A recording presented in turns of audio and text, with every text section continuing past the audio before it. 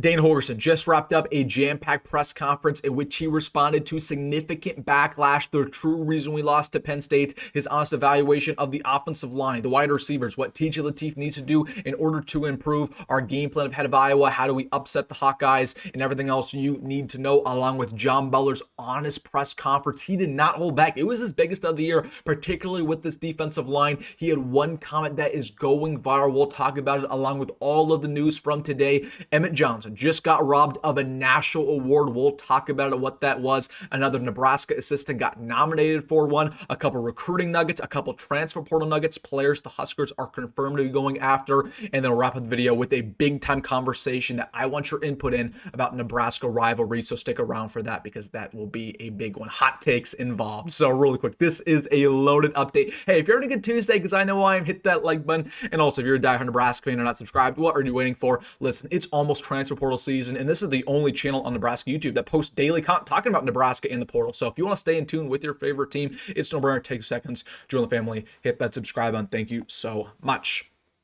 But without further ado, we have a lot to talk about. I want to get things started with Dane Holgorsen's press conference. Then, of course, we'll get to John Butler. He was very honest. All the news from today, recruiting, transfer portal, Emmett Johnson being robbed, and so much more. But starting things off with Dane, of course, he talked about Penn State. And we're at this point in the week where we kind of want to flip the script over to Iowa. We're only 3 days away from the Heroes Trophy game. But simply put, it was embarrassing, right? On national television, we need to hold these coaches accountable. We need to hold Matt Rhule, Dana Holgorsen, John Butler accountable because this is year 3, and that can't happen anymore. Getting embarrassed on national television can't happen anymore. So John Butler, we needed answers, and he said, talking about Penn State, we ran into a buzzsaw. That they're playing with a lot of passion. Of course, they have a lot of talent. They have a lot to play for. They have a great interim head coach who wants to be their permanent head coach.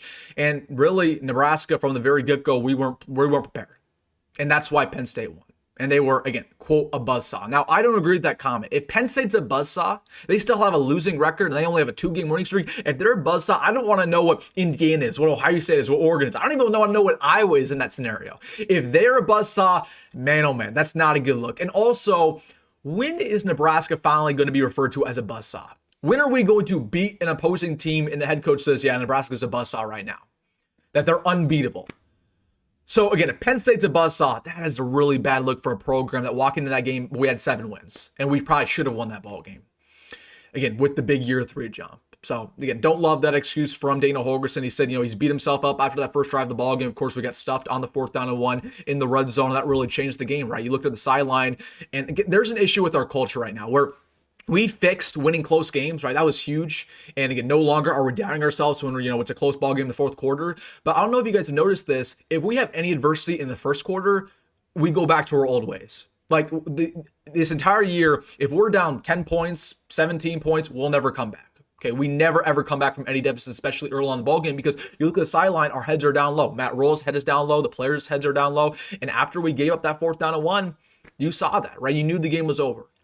And he said, you know what, we trust the running attack, we trusted Emmett, but we trust the offensive line too much, and again, we got spurred, and that's why he gave up that 4th down and 1. And then, he said, simply put, we don't want to revisit it. We don't want to revisit the Penn State game. We only have 1 more game left of the schedule until the bowl game. We have 3 days away from it. We're going to prepare it to our best abilities for Iowa. But Penn State, it is in the past. And again, hopefully we'll learn from it in the future, but, again, we can't continue to talk about over and over again. We got to move on. He talked about TJ really quick. He said, you know what? TJ played all right versus Penn State. Again, it was not his fault. We lost that game in the trenches. We lost that game from a culture standpoint, and we lost that game from a coaching staff standpoint. So again, to all the people who blame TJ and say, this game would be different with Dylan, like that's just an uneducated take. And that just kind of shows you that you never really want TJ to succeed anyways. And again, we had the same thing when we lost to Minnesota. We did not lose to Minnesota because of Dylan. We lost because of, again, the same issues, the coaching mistakes and the trenches mistakes. So again, a quarterback didn't change anything, but he said he was impressed with TJ, being ready for the moment, right? He wasn't wide-eyed. He wasn't scared. He handled the silent count very well, had a good week of practice today as well, and he's going to be ready for Iowa. He's not really worried about, TJ playing well against a really good defense. Like, he's going to play well against Iowa. He's just worried about the weather because TJ's never played in weather like that. It's going to be rainy. It might be a little bit snowy on Friday. We know it's going to be very, very cold in Memorial Stadium. So that's the only thing he's worried about when it comes to TJ. Of course, kid coming out of California, really never dealt with that before. And then talking a little bit about Iowa, he said, you know what, we're putting a little bit extra oomph into this week. That we like to think that every single game is treated the same, but that's really not the case. This game, we're treating it more seriously than pretty much any of the others, right? We're treating this more seriously than maybe Michigan, maybe USC, right? Not because, it's a bigger game, not because Iowa's a better opponent, but because it's personal. This is a rivalry game. And we have lost this team every single year for the past decade except for one. And Matt Rhule is 0-2 against that squad.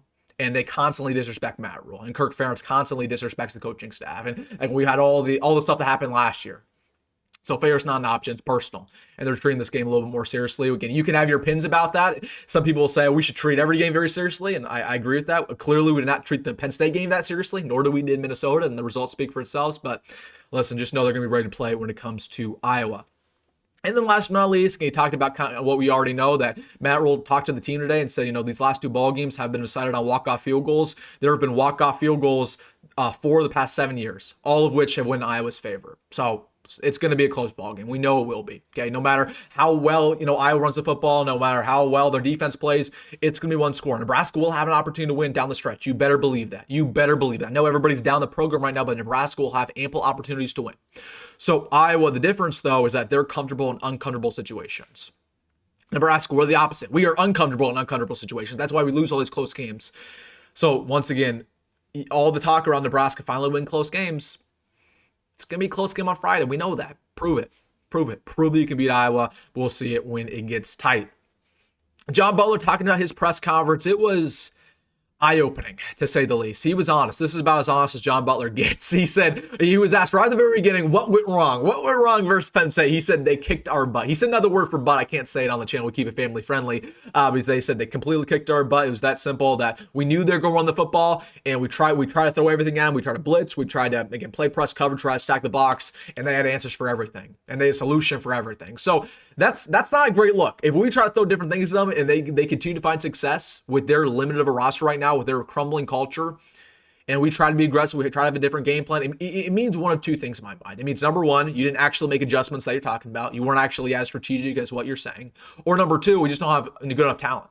Because again, if you are throwing different strategies at them over and over again, trying to stop the run, you know what they're doing, but you keep getting burnt, it's clear the talent's not good enough. And I don't want to believe the talent's not good enough because we're paying so much money for this roster, on this D-line, this linebacker core. So I don't want to believe the talent's not good enough, but I think it probably is. And that, again, that falls on the coaching staff for not developing these guys. And it falls on the coaching staff for not getting ample players in the portal, particularly on the D-line, getting guys like Jalyn, George, Game Moore, who just aren't contributors, right? And they paid him a lot of money for no reason. He said that versus Iowa, that we know it's going to be the exact same game plan. That we're not going to try to throw the book at them. We're not trying to be too complicated. That we're going to stack the box and see what happens, right? We're going to get off blocks. We're going to try to tackle at a high level. He said, we're going to try to tackle at a high level. And then he reverses comment and said, you know what? No, we're going to tackle at a high level. Like, okay, I got to see to believe it. We haven't tackled at a high level all year long, but I appreciate you saying that definitively. He said, you know what? We've been losing the edge all year long with the defensive line.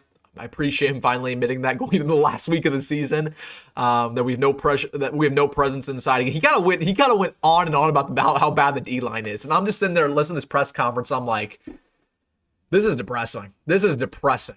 But at least he's being honest, because usually he kind of work around the D-line and be like, oh, it's not that bad. Like he says, yep, we can't set an edge, we can't stop the run, we're trying to do different things. It doesn't matter. They're still exploiting us. So it is what it is. As for, he actually had a really funny comment, which I don't. It kind of it was funny.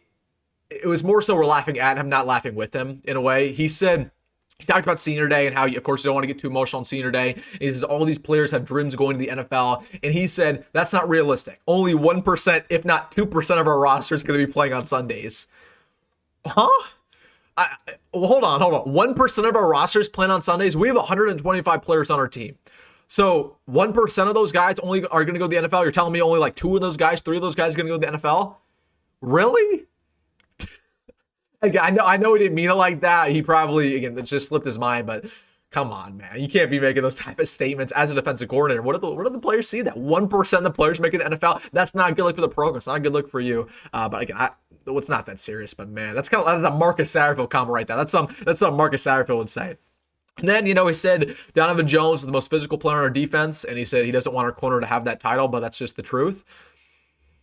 like I said, he's keeping it honest. He's keeping it honest. And he also said how we beat Iowa: stop the run, stop the run, stop the run, stop the run, live with the results. So you know what? I appreciate John Butler for being honest. But that was kind of like a Marcus Satterfield press conference. He just said everything under a blue moon. So the defensive line was terrible, that we weren't physical enough, we're not tackling at a high level. We're trying to make adjustments and they aren't working. Yeah, it's a bad look, dude. But you know what? We got one more week of this. We got one more week, and then Matt Rhule can make whatever decisions he wants to make. And I don't know if he's going to make any. We'll talk about tomorrow on the channel what we should do with the coaching staff. All right, let's get to the news from today because there's a lot of them, a lot of bad news, also some good news. Let's start things off with Emmett Johnson. Now, the Doak Walker finalists were just released, and Emmett Johnson was not included. It is Ahmad Hardy, Kawan Lacey, and Jeremiah Love. Emmett Johnson was snubbed from that list, and he will not win the Doak Walker. He will not win the Heisman. We'll see if he wins all Big Ten. I think he'll win all Big Ten just because we kind of got lucky with some running backs getting injured. Like Justice Hayes probably would have won all Big Ten, or Jonah Coleman would have, but those players both got injured. So I think Emmett will win all Big Ten first team running back. But as for him being an All-American, it's not happening. As for him winning Doak Walker, not happening. So people are pretty mad about this on social media. They're saying he got snubbed, and I do think he got a little bit snubbed. Now I'll say here, like, Ahmad Hardy deserves it over Emmett, objectively. I mean, Ahmad has the most yards in the country from a rushing standpoint. He also has more touchdowns. He also has more yards per carry. So Ahmad deserved it. Jeremiah Love deserved it. He's averaging 7 yards a carry. So the big question is who deserves it more, Kawan Lacey, who we're very familiar with, former Nebraska commit, or Emmett Johnson, because actually Kawan has less rushing yards and he has less yards per carry. You could make a really good argument that Emmett deserves it over Kawan. I'll just say this, like, Kawan has more touchdowns, way more touchdowns, and that goes a long way when it comes to running backs, and also he's just on a winning football team, right? If we want to win these big boy awards, unfortunately, you just gotta win. You gotta win. So did he get snubbed? Maybe a little bit, but I told you guys, like, the Penn State game was so important for him. He couldn't put up 100 rushing yards. He couldn't put up 75. He had to put up 150 at the very minimum in order to be in these lists, in order to win the Heisman, or even be in the Heisman conversation. He was never going to win Heisman. But I told you guys, like, on big television, on prime television, he got to play up to it. And again, it wasn't necessarily his fault. The offensive line played horrific, but still, it is what it is. He graded out pretty bad according to Pro Football Focus. So kind of just what happens when the Penn State game happens. And unfortunately, he will not win the Doak Walker, which isn't too shocking anyways. Jeremiah Love. That award has his name written all over it, but let me know your thoughts about that down below. As for some good news, Mike Ekeler has been named a Broyles Award nominee for one of the best assistants in all of college football. So, hey man, shout out to Mike Ekeler. It's funny, and I was thinking about this the other day. Again, shout out to the special teams, man. Went from one of the worst to one of the best overnight. It's funny how that happens when you make a switch at your coaching spot. But it's funny because we were talking about Matt Rhule yesterday and how, I'm not too happy with Matt Rhule right now because it's the year 3 jump that never happened. It's the year 3 myth, as we like to say. But it's funny because Matt Rhule said multiple times he never wanted to hire Mike Ekeler, and that he considered Mike Ekeler to be a celebrity coach, literally a celebrity coach. That's kind of disrespectful, a celebrity coach. And he had to be convinced by multiple current Nebraska coaches and multiple people within the university that Mike Ekeler would be a good hire. And that they were done. They interviewed him, and Matt Rhule still didn't want to hire him after the interview. So Matt Rhule kind of botched the Mike Ekeler thing, even though he did hire him, make a good move there. We know that Matt Rhule didn't want Emmett Johnson to be the starter going this year, but that Dana Holgorsen literally had to convince him over the course of December that Emmett Johnson was that guy. Like, Matt Rhule wanted a transfer. Matt Rhule wanted Ahmad Hardy, who we just talked about. Nebraska was preparing to go after Ahmad Hardy, and Dana had to sit Matt Rhule down and say, no, we got our guy already in this room. We got to bring him back from the portal because we forget that Emmett initially wanted to leave. Emmett liked Matt Rhule initially, but the reason why Emmett came back was because of Dana. So I'm just saying, like, Matt Rhule made some questionable decisions last offseason, which I don't want to be too hard on Matt, but again, we need to have these honest conversations given the fact that he just got a pretty big extension, and again, the team the year 3 jump that never happened at this point. Again, we can still fix it if we beat Iowa, though. Again, all that matters is beating Iowa. All that matters. Just got to beat Iowa. Couple transfer portal nuggets I want to get to here. Kanye Thompson entered the portal. He's coming out of Slippery Rock, one of the best players in the FCS, and Nebraska has already gotten involved. So can you see the stats on your screen? He has 3 sacks in the year, 60 total tackles. He plays corner. He plays safety. He's also one of the fastest players in FCS. He's a track star. So watch out for this name. Nebraska has went after him along with a couple other Big Ten and ACC schools, but expected Nebraska will get him on a visit here pretty quickly. So again, big time DB. We know Nebraska, they're going to be very aggressive, particularly in that room. If you have not watched my transfer wish list from earlier, make sure to watch that because it's nuts. Again, we're going to go after, I'd say, 20 total players in the portal when it's all said and done. And also, our old friend, Zayshawn Edwards, who we played earlier in the season from Houston Christian, just entered the portal yesterday. Again, he's ran for over 1,000 yards this year, 12 touchdowns, 5 yards a pop. I remember talking about him. I said, watch out for this name because he's not going to be a Houston Christian for long. He's really talented, really, really speedy, really dynamic. So, yeah, I mean, I would not be shocked if, I wouldn't say Nebraska got involved. I mean, maybe we do get involved because we played against him and he played well against us. He averaged 6 yards a carry. I mean, you want to know when I knew our defensive line was bad? I knew our defensive line was bad. We gave him 6 yards a carry to an FCS running back, even though Zayshawn Edwards is a stud. So just watch out for this name. Wouldn't be shocked. Wouldn't be shocked if maybe we kick the tires here and at least get him on a visit. And then there's a lot of smoke right now around Darian Jones, who is coming out of Omaha, Nebraska, of course, committed to Iowa. Again, 6'1", 170, just has been upgraded to the 10th best corner in America. There's some smoke with 1 week until sign day that Nebraska could get him in this class. Again, we know the Iowa game is going to be very significant, and it could be Kirk Ferentz's last ever year with Iowa. So just watch out for Darian Jones. Am I saying this happens? No, but again, there's still a lot of things going on with Nebraska behind the scenes with, of course, his brother, who says his heart really in Iowa. Again, he grew up to be an Iowa fan, but we'll see. But there's some smoke reported there by Tim Vergees earlier today that the Huskers could still get involved with Darian Jones and flip him on Sunday, which would be a big get because, again, we need some help alongside Danny Odom. And then I wanted to save the best for last. Let's have a conversation. Let's sit down. Let's sit down and have this conversation. Now, of course, I had a take yesterday that people disagree with me. People always disagree with me with this take. I had this take last year when we talked Colorado, when we talked Iowa. I have no respect for Iowa. I do not want a respectful rivalry with Iowa. I don't really care about being a classy program. I care about winning more than anything. And we saw this last night. Like George Kittle went on national television. He was throwing shots at Nebraska, saying this, that, and the third, saying they're going to roll. They're going to roll us. They're going to run it down our throat. We can't do anything about it. So I said yesterday that I don't want Matt Rhule to treat Iowa with class. Okay, this is a rivalry. It's a heated rivalry. They don't respect us. We don't respect them. We need to treat it like that. And we had the whole handshake gate last year. We had the whole their police regarding the Iowa logo, and that was a huge altercation. And then people went at me. They said, "Wilson, we need to be a classy program." Let me know your thoughts down below. Feel free to disagree with me. I'm sure I'm going to get people to disagree with me. That's okay. Nebraska has never been a classy program, and that's okay. Nebraska has never been a classy program. Now, I think we have really good fans. We have very classy fans. But when you look at the program ourselves, like in the 90s and the 80s and the 70s, we were never classy. I don't know what kind of PR stunt T.O. did when he retired to say, we've been a really classy program. That's never been the case. Okay, let's go back to our former rivalries. Oklahoma, was that classy? No. I don't know why everybody says, oh, the Oklahoma rivalry is built on respect. Maybe now it is. But you go back to the 70s, that rivalry was nothing short of heated. That was heated. That was a big-time rivalry.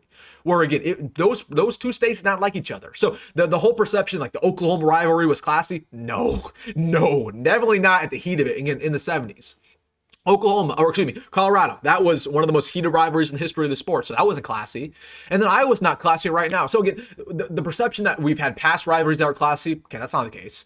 And again, the perception that Nebraska in the 90s was a classy program, what are we talking about? Our best running back of all time, LP, was a criminal, objectively. He was a criminal. One of our best defensive linemen was a criminal, right? Our best wide receiver of all time was a criminal. We had Christian Peters, all his shenanigans, right? Wistrom, all his shenanigans. So we had multiple scandals with T.O. So I said all that saying this. I'm not saying this to discredit T.O. T.O. is a great man. T.O. was a great coach. Davila was a great coach. But the program, the perception that Nebraska was this great, classy program all the time. What? I don't know where that's coming from. And again, I don't care about that. I don't care about Nebraska being classy. Nebraska was not classy, and I'm all for it. I'm all for Nebraska not being classy. I'm all for Nebraska having an edge to us, right? That's good. That's good for the program. That's my hot take. So again, it does all the talk around Nebraska need to be classy this week. Nebraska shouldn't do all this extra stuff versus Iowa. We need to shake their hands and we need to kiss their cheeks and we need to celebrate them when they beat us. When did this sport get so soft? Okay, the best rivalries are built off of hatred, not respect, in every single sport. And it's not personal. We don't hate them personally, but we hate them from a sports standpoint. Okay. That's just the way it goes. What's the best rivalry in college football? Michigan, Ohio State. What's that built off? Hatred. What's the best rivalry in the NFL? I don't know. I mean, you could say Cowboys, Eagles. I don't know. Right? You could say Steelers, Ravens. Right? That's built off of hatred. Rivalries are built off of hatred. So I saw that to say this. I care about winning. I don't care about being classy. You could have, like, you think Georgia's not a classy program. They have DUIs every week. Texas not a classy program. Alabama's not a classy program. Oregon's not a classy program. And they win. You think their fans care? They win. We are fans to see our team win and win these type of ball games. Not to see our players, serve in the soup kitchen every single week. I don't know. That's my take. That's a hot take. I'm going to get people to disagree with me. I am sure I will. But I hope it all makes sense. Again, I'm not saying I want our team to be full of criminals. I'm not saying that. I'm just saying if I had to pick between being a losing program and being classy and being a winning program and being full of criminals, I would pick the winning every single day of the week. Every single day of the week. Because I follow this team to win, and along with all the rest of you. But let me know your thoughts down below. This is what the conversation bit of the video is about. I'm sure we'll get mixed response. So let me know what you're thinking down below in the comment section. Absolutely want to hear your thoughts. All right, guys, if you made this far, you know what to do. Hit that like button, subscribe. As always, folks, go Emmett Robbed, and I'll see you tomorrow on the channel.